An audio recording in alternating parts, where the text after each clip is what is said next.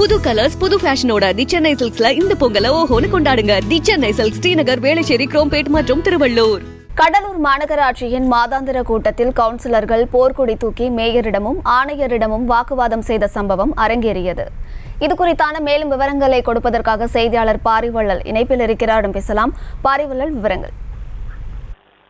அம்ருத், கடலூர் மாநகராட்சி அலுவலகத்தில் மாநகராட்சி மேயர் சுந்தரிராஜா தலைமையில மாநகராட்சி கூட்டம் இன்று நடைபெற்றது.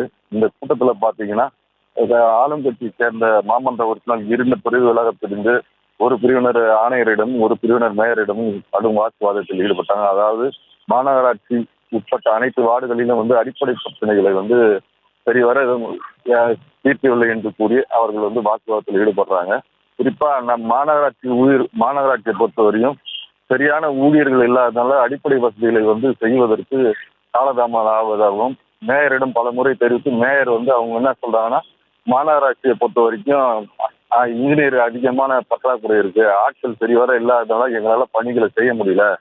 ஆணையர் இது குறித்து ஆணையரிடம் கேட்டாலும் கூட அவர் ஆணையர் சரியான பதில் சொல்லல என்ற ஒரு குற்றச்சாட்டு மேயரே வச்சிருக்காங்க. இந்நிலையில பாத்தீங்கன்னா அந்த கூட்டத்திற்கு வந்த பாமக மாமன்ற உறுப்பினர் பாத்தீங்கன்னா அவருடைய வார்டுல குடிநீர் பிரச்சனையும் தெருவிளக்கு பிரச்சனையும் அதிகமா இருக்கிறதுனால அங்க குறிப்பா இரவு நேரங்கள்ல பல சமூக விரோத செயல்களில் ஈடுபடுறதுனால ஆணையருக்கு இதுக்கு தகுந்த பதில் அளிக்க வேண்டும் சொல்லிட்டு அவர் அந்த மாமன்ற கூட்டத்திற்கு கையில் காலி குடமும் லாந்தர் வழக்கும் எடுத்து அவர் போராட்டத்தில் ஈடுபட்டார்.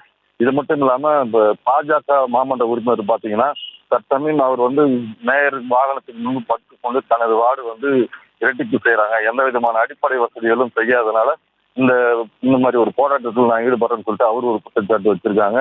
இதுல பாத்தீங்கன்னா ஆளுங்கட்சியை சேர்ந்த மாமன்ற உறுப்பினர்களே இரு பிரிவா செயல்படுறதுனால இங்க ஒரே பதட்டமான சூழ்நிலை பரபரப்பாகவும் காணப்படுது. அம்ருத், செய்திகளை உடனுக்குடனும் துல்லியமாகவும் தெரிந்து கொள்ள சப்ஸ்கிரைப் பண்ணுங்க.